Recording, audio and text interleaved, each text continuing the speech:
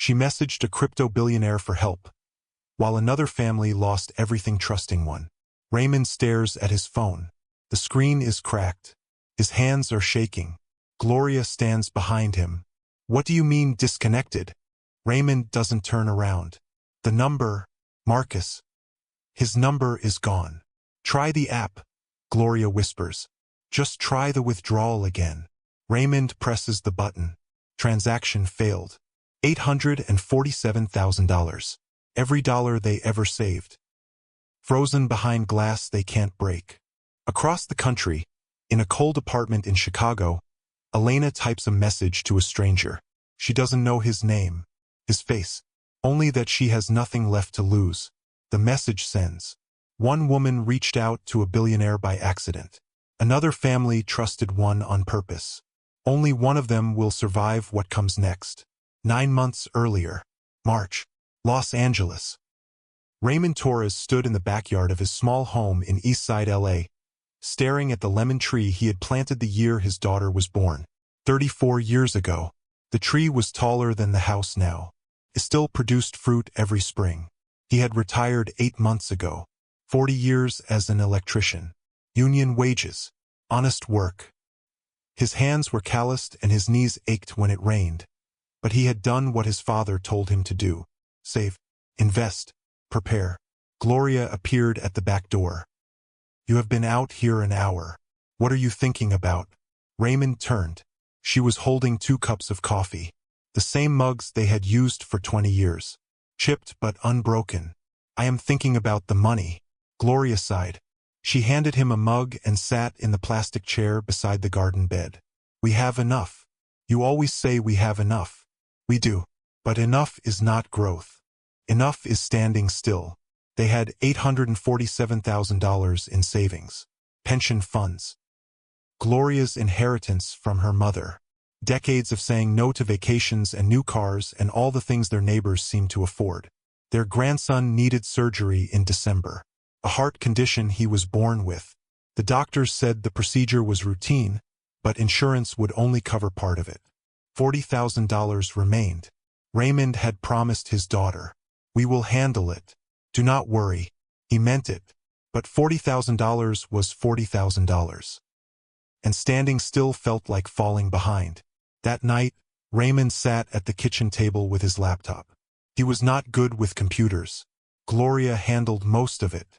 But lately he had been reading about cryptocurrency. Everyone was talking about it. The news. His nephew. The guys at the hardware store where he still went for coffee. Digital gold, someone had called it. Raymond did not understand it. But he understood numbers. And the numbers people talked about sounded like miracles. A message appeared on his LinkedIn. Raymond Torres. I noticed your profile. You recently retired from the electrical union. Congratulations on 40 years of service. I work with retirees who want to grow their savings safely through digital asset investment.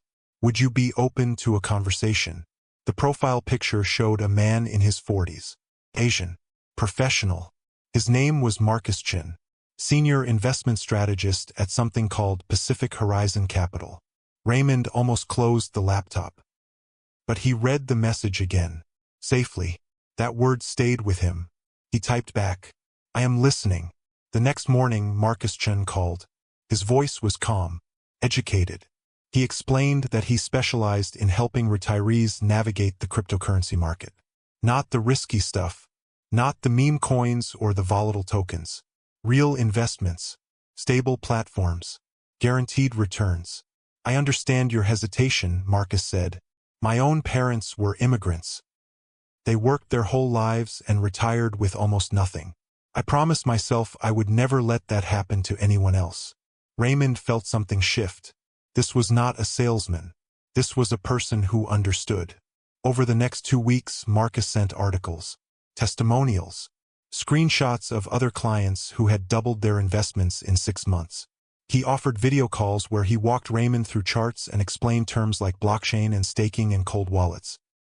Raymond did not understand all of it, but he understood trust, and Marcus felt trustworthy. In April, Raymond invested $5,000. The app Marcus set him up with was clean and professional. His balance appeared immediately. Within 2 weeks, it showed a 12% return. Gloria saw the number and raised an eyebrow. That fast? That fast, Raymond said. And he smiled for the first time in months. In May, Raymond tried a withdrawal. Just a test. $1,500. 3 days later, the money appeared in his bank account. It works, he told Gloria. It actually works. By June, they had invested $50,000. By August, $300,000. By October, everything. $847,000. Their entire lives converted into numbers on a screen. The app showed their balance growing every day. By November, it read $1.2 million. Gloria cried the night she saw it. We can help Mateo, she said. Their grandson. We can help him and still have enough left for ourselves. Raymond held her. For the first time since retirement, he felt like he had done something right. Something bold. He messaged Marcus. Thank you. You changed our lives. Marcus replied. You trusted me. That is what matters. Family first. Always. Chicago. Same month. November. Elena Vance sat on the floor of her studio apartment, her back against the radiator. The only source of heat that worked. Outside, the wind screamed through cracks in the window frame. Her daughter Mia was asleep on the pull-out couch. 4 years old. Blonde curls. A stuffed rabbit clutched in her arms. Elena watched her breathe. Counted the seconds between inhales. When you are a mother, you learn to measure safety in small things. On the counter sat 3 envelopes. Eviction notice. Electricity bill. A letter from the pharmacy. Mia had type 1 diabetes. Diagnosed at 2. The insulin cost $280 for a 2-week supply. Insurance covered most of it when Elena had her job. But the job was gone. 5 months now. The bookkeeping firm had downsized. Last in, first out. Elena was last in. She had applied to 47 jobs since then. 14 interviews. 0 offers. The pharmacy letter said they could not refill the prescription without payment. 3 days of insulin left. Elena opened her banking app. $14.22. She could hear her mother's voice. You should have saved more. You should have planned better. But how do you plan for a layoff and a sick child and a landlord who will not negotiate? She closed the app and opened her contacts. There was one name she had never called. Daniel Asher. A friend of a friend had given her the number months ago. Some crypto investor. He helps people, they said. Gives advice. Sometimes more. Elena had never messaged him. She did not believe in handouts. She did not trust strangers with money. But Mia was running out of medicine. And pride was a luxury Elena could no longer afford. She typed slowly. Hi. I know this is strange. I got your number from a friend of a friend. I am a single mom and I am about to lose everything. I do not know anything about crypto, but someone said you help people invest. I only have a little, but I need to make it grow fast. Please. I do not know what else to do. Her finger hovered over the send button. She thought about Mia, about the insulin, about the eviction notice. She pressed send. What Elena did not know was that she had copied the number wrong. 1 digit off. A 3 instead of an 8. The message did not go to Daniel Asher, a mid-level crypto trader who had made his money scamming lonely retirees. It went to Daniel Asha, founder of Asha Dynamics, net worth $4.1 billion, the 14th richest person in blockchain infrastructure. A man who, at that very moment, was sitting alone in his Chicago penthouse, wondering if the life he had built meant anything at all. If this story is already gripping your heart, hit subscribe and stay. This journey has only just begun. Daniel Asha was 41 years old and worth more than some countries. He stood at the floor-to-ceiling window of his penthouse, watching the city lights flicker below. 70 floors up. The world looked quiet from here, organized. A grid of glowing lines that made sense. Nothing else did. He had built Asha Dynamics from nothing, a blockchain infrastructure company that now powered 12% of all global crypto transactions. His face appeared on magazine covers. His name trended on Twitter whenever he made a statement. His calendar was managed by 3 assistants who scheduled his days in 15-minute blocks. But tonight, his calendar was empty. He had skipped the gala. Some charity event where people would shake his hand and ask for donations and never once look him in the eye without calculating what he was worth to them. He was tired of being a number. His phone buzzed. Unknown number. Probably another pitch. Another scam. Another stranger who had somehow found his private line. He almost dismissed it, but the preview caught his attention. I do not know anything about crypto, but someone said you help people invest. He opened the message. Read it twice. I am a single mom and I am about to lose everything. This was not a scam. Scammers did not write like this. They did not apologize. They did not sound desperate. This was real. Someone had texted the wrong number, reached out for a lifeline that was not there, and ended up with him. Daniel sat down. 30 years ago, he was 18 years old and aging out of the foster system. They gave him a trash bag for his belongings and $12 cash. No family. No address. No plan. He slept in his car for 3 months.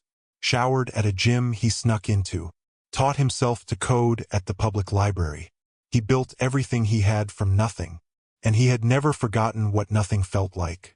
He typed back, I think you have the wrong number. I am not who you are looking for. But I read your message. Are you okay? He did not expect a reply. 30 seconds later, one came. No, I am not okay. I am sorry to bother you. Daniel stared at the screen. You are not bothering me. What is happening? Elena stared at her phone. A stranger, asking what was happening. She almost did not answer. But something about the message felt different. Not transactional. Not predatory. Just curious. She typed, I got laid off 5 months ago. My daughter has diabetes. Her insulin runs out in 3 days. I cannot afford the refill. And I am being evicted in a week. Send. She waited. The dots appeared. Disappeared. Appeared again. Where do you get her insulin? Elena told him. The pharmacy on Clark Street. The one with the rude technician and the fluorescent lights that buzzed. The stranger went quiet. Elena set her phone down. Stupid. She was messaging some random person in the middle of the night, begging for help. She would probably never hear back. 45 minutes later, her phone buzzed. An email from the pharmacy. Your prescription has been paid in full. 6-month supply. Ready for pickup. Elena read it 3 times. Then 4. Her phone buzzed again. A text. That should buy you time to breathe. No strings. I have been where you are. Not the same circumstances, but the same fear. I know what it feels like to wonder if you will make it to next week. Elena's hands shook. Who are you? Someone who aged out of foster care with $12 in my pocket and a trash bag of clothes. I remember what it feels like to have no one to call. She Googled him. Daniel Asha. The search results filled her screen. Billionaire. Founder. Philanthropist. The face from the billboard she saw from her window. She dropped her phone. For the next 3 weeks, Daniel did not offer Elena money again. He asked questions. About her work history. Her skills. Her daughter. He listened. He connected her with a job placement program his foundation funded. Within 2 weeks, she had 3 interviews. Within a month, she had an offer. Bookkeeper at a small nonprofit. Modest salary. Full benefits. Stability. He never asked for anything in return. One night, Elena messaged him. Why are you helping me? You do not know me.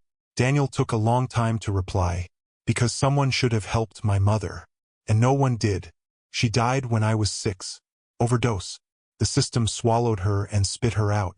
I survived because I got lucky. Not because anyone saved me. I promised myself that if I ever had the chance to be the person who shows up, I would take it. Elena read the message 3 times.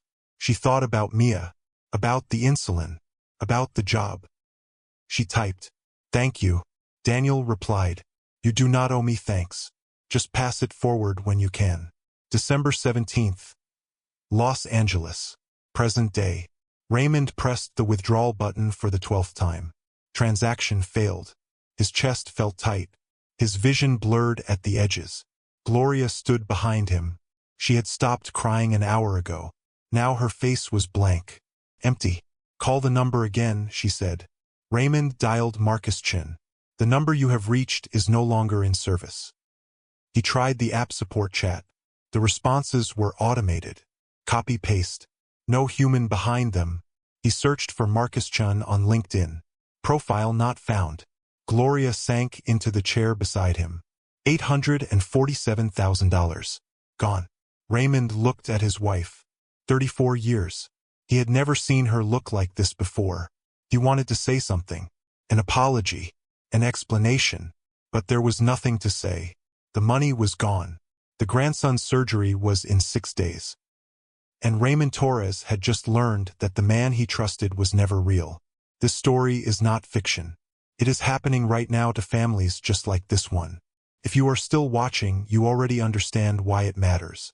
Subscribe, because the world needs more people who care enough to stay. December 18th. One day after the money vanished, Raymond called his bank at 6 in the morning. He sat at the kitchen table with a notepad, his handwriting shaky and slanting downward. The fraud department representative sounded tired. "Mr. Torres, we've traced the transfers. All outgoing wires went to accounts in the Cayman Islands. The receiving banks have no obligation to cooperate with U.S. investigations. The funds are likely already moved through multiple shell corporations." Raymond closed his eyes. "Is there anything you can do? We can file a report.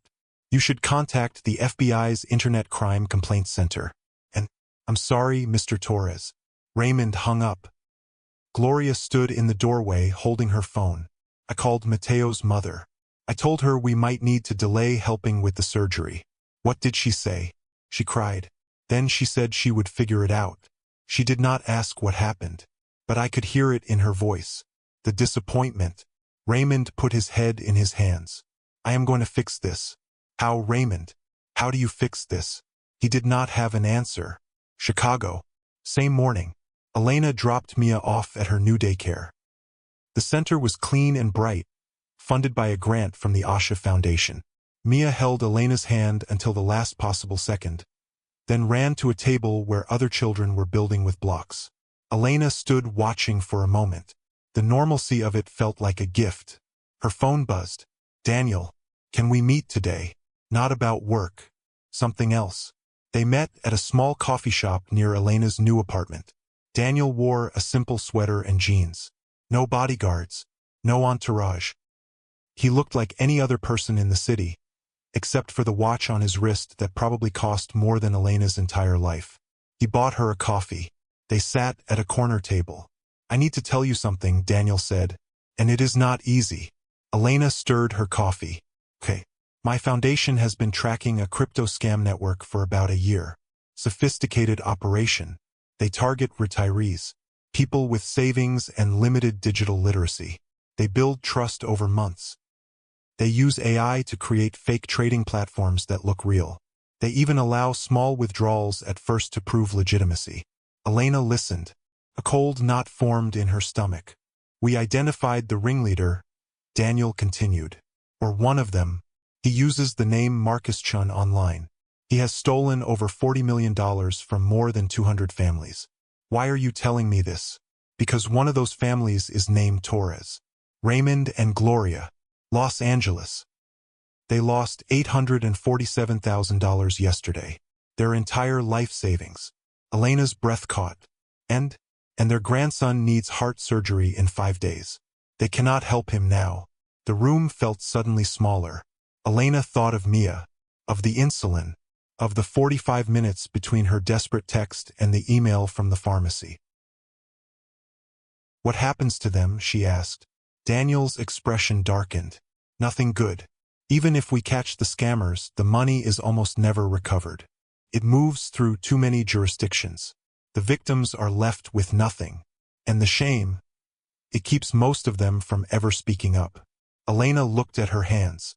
"Why did you help me when my message was meant for someone else?" Daniel was quiet for a long time. "When I was in foster care, there was this couple. The Millers. They were temporary placements. They had me for 3 weeks. They were kind. They bought me new shoes. On the last day, the woman hugged me and said, 'I wish we could keep you.' But they couldn't. The system moved me again." He took a sip of coffee. "For years, I wondered what my life would have been like if they had fought for me. If someone had just chosen me. When your message came through, it felt like a chance to choose someone. To be the person who doesn't look away. Elena felt tears in her eyes. She did not wipe them away. What can we do for the Torres family? Daniel leaned forward. We are building a case. But we need victims who are willing to go public. Most are too ashamed, or too broken. If we could get one family to tell their story, really tell it, it could pressure law enforcement. Could warn others. And you want me to talk to them. I want you to help me find them. And then I want you to decide if you want to tell yours. Los Angeles. 2 days later, Raymond opened the door to a man and a woman he did not recognize. The man was tall, wearing a coat that looked expensive. The woman was younger, with a kind face and nervous eyes. My name is Daniel Asha, the man said. This is Elena Vance. We are here because we believe we know what happened to your money. Raymond did not move. How did you find us? Daniel's voice was gentle. The same man who scammed you has scammed others. My foundation has been tracking him. Your name came up in our investigation. Gloria appeared behind Raymond. Who are you? Elena spoke for the first time. My name is Elena. I am a single mother from Chicago. 5 months ago, I was about to lose my home. My daughter was about to run out of medicine. I sent a text message asking for help. I sent it to the wrong number. She paused. It went to Daniel. He helped me. He didn't have to, but he did. Gloria's eyes filled with tears. Why are you telling us this? Because the person you trusted, Marcus Chun, is the same person I was trying to reach when I texted Daniel by mistake.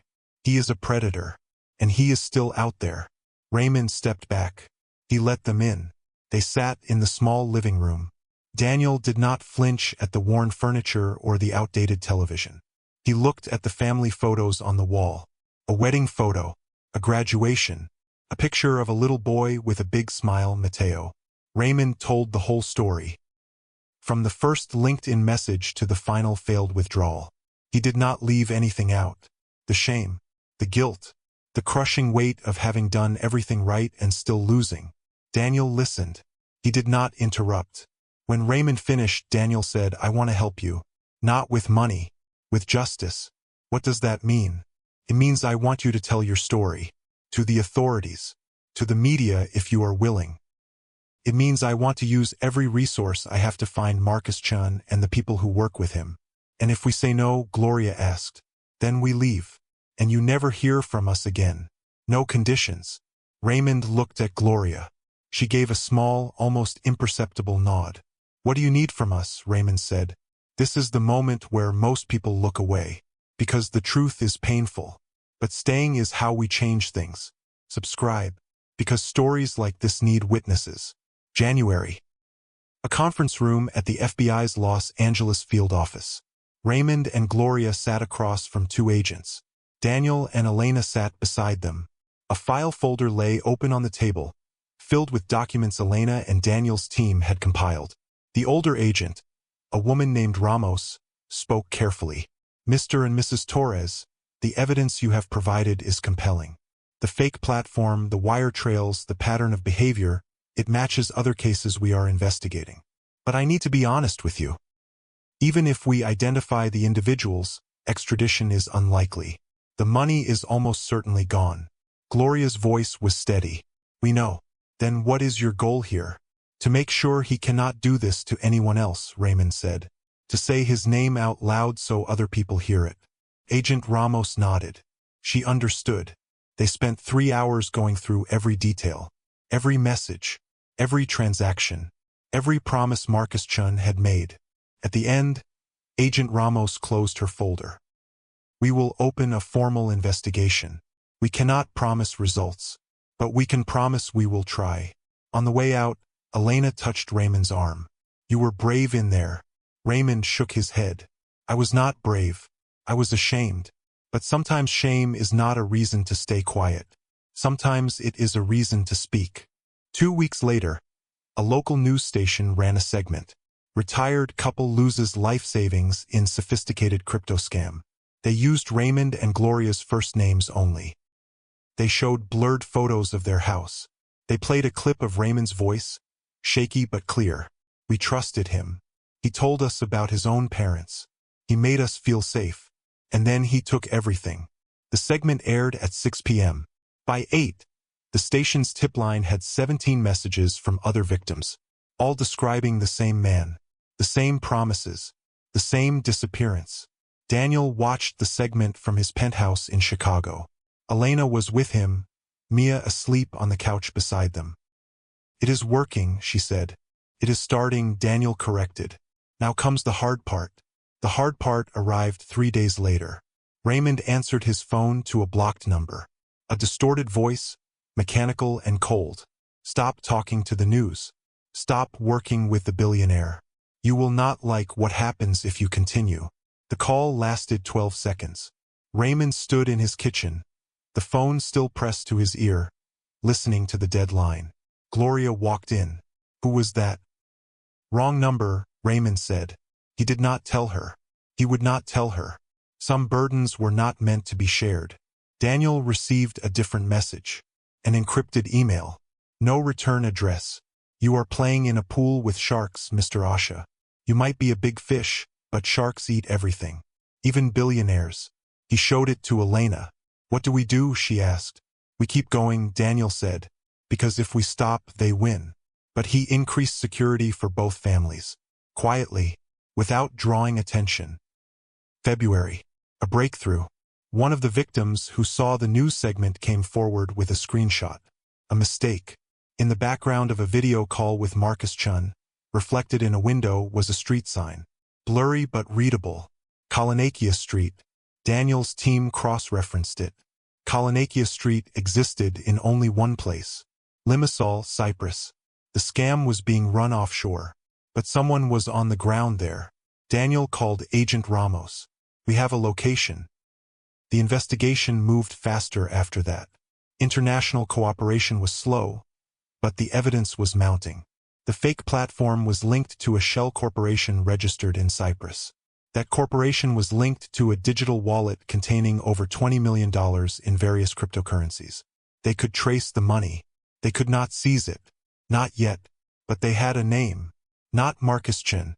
His real name, Dmitry Volkov, a Russian national with Cypriot residency. A former software engineer with a history of fraud allegations that never stuck. Dmitry Volkov was Marcus Chin. Raymond and Gloria sat with this new information. The man who had destroyed their lives had a real name, a face in a passport photo, a history. It did not bring the money back, but it changed something. "He is a person," Gloria said. "A person who chose to do this." "Yes," Raymond said. "That makes it worse. And somehow better." If you are still here, you understand that this is not just a story about money. It is about trust. And how dangerous it can be. Do not leave now.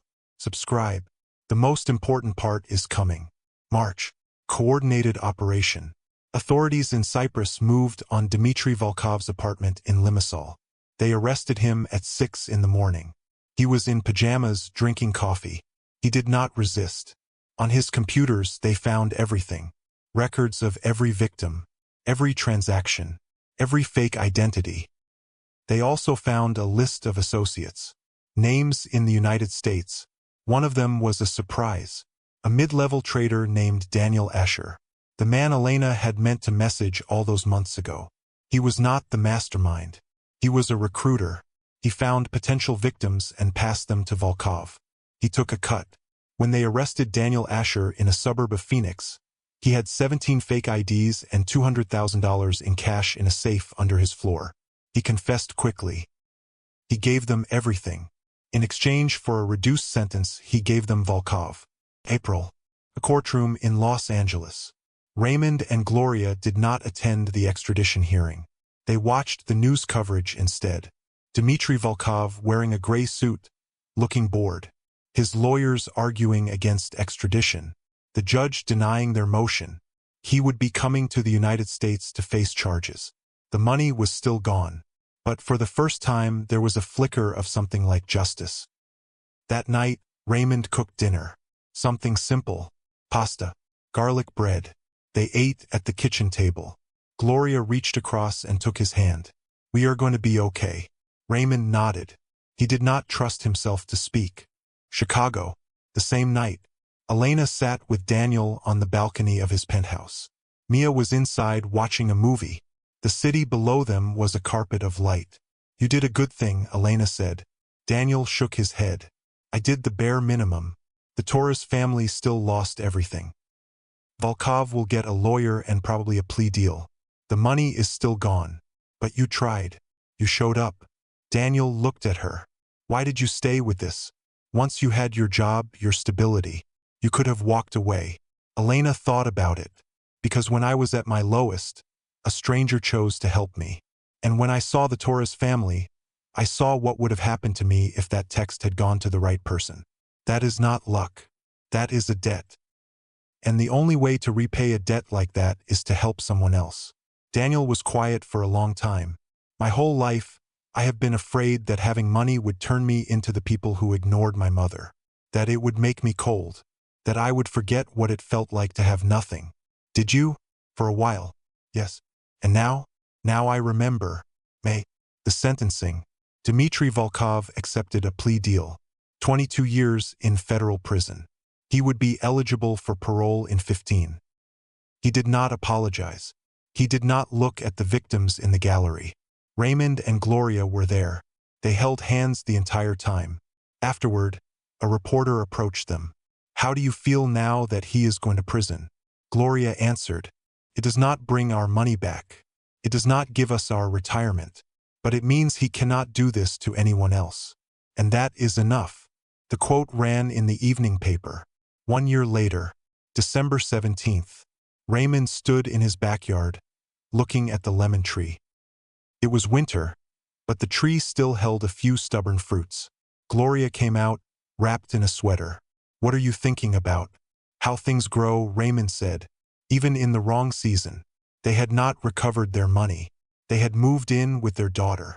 They helped with Mateo, who had made a full recovery after the surgery, paid for by a community fundraiser that strangers organized after hearing their story.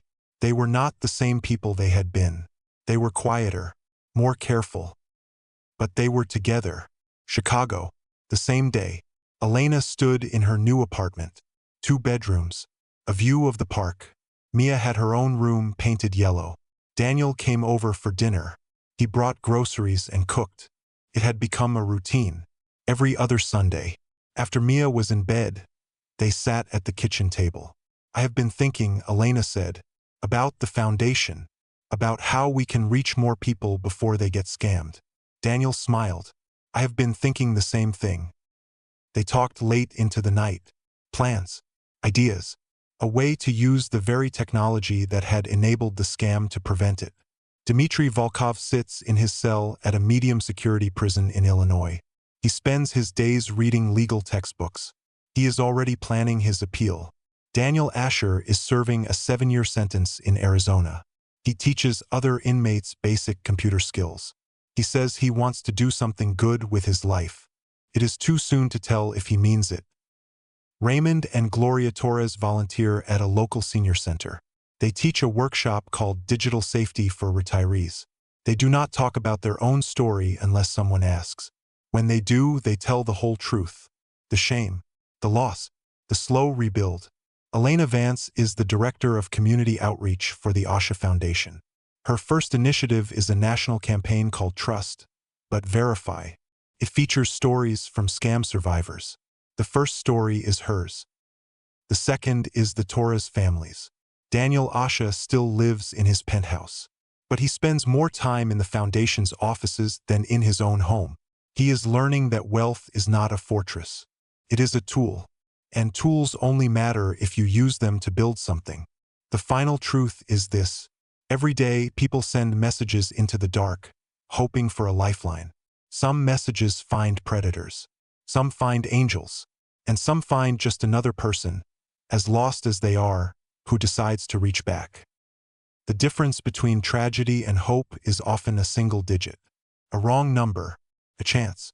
But chance is not a strategy, and trust is not a guarantee.